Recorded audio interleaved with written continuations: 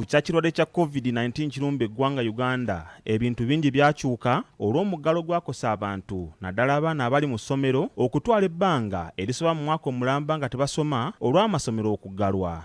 Okunoonyereza okukoleddwa ebitongole ebitakabanira eddembe ly'abaana kulaze nti abaana bangi olw'okuba amasomo gali ku muggalo batandika okuyiiya obulamu. Twesanze ng'abaana abo ab'omulenzi ngeri gye batasobodde kweyongerayo mu masomero nga bali awo kireereesi ne beesanga nga balina abantu ababasikiriza okubawa essente, okubawa ebintu bye bakozesa ne beenyigira mu bintu ebifaananako ng'ebyo.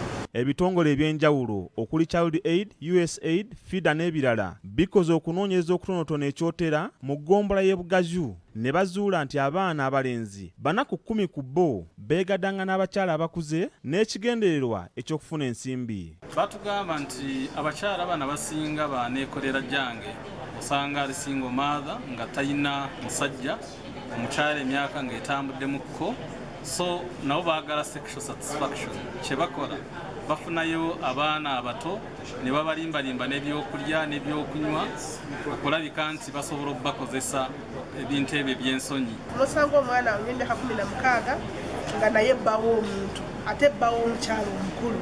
Ly'omwana tushemererwa okuva mu Child Aid Uganda alaze okutya nti singa omuwendo gw'abalenzi bano gweyongera kigenda kuteeka eggwanga mu kaseera akazibu naddala okutambuza endwadde. Abakyala abo bakulu tetumanyi balwadde oba si balwadde. So abaana abalenzi bayinza okufa obulwadde bwa siriimu naddala obwatandikira eno ekyotera ne drakayi nga bwe mugimanyi n'osanga nti enkya abantu badde bakulembeze tebakoze eki tebaliiwo. Etteeka lya Uganda likulagira nti omwana ali wansi wa myaka 18 obeera mwana muto. Kati n'obwobeerayo ng'oli mulenzi nga omukyala ow'emyaka 5 akwesibyeko akututte mu maka akuwasizza, genda oripootinge ku poliisi. Ebitongole bino bitongoze enteekateeka y'okutandika okutalaga eggwanga nga banoonya abaana abalenzi abakabasiniziddwa abakyala bakuze mu myaka n'okusomesa abantu nti buvunaanyizibwa bwa buli muzadde okutaasa omwana omulenzi.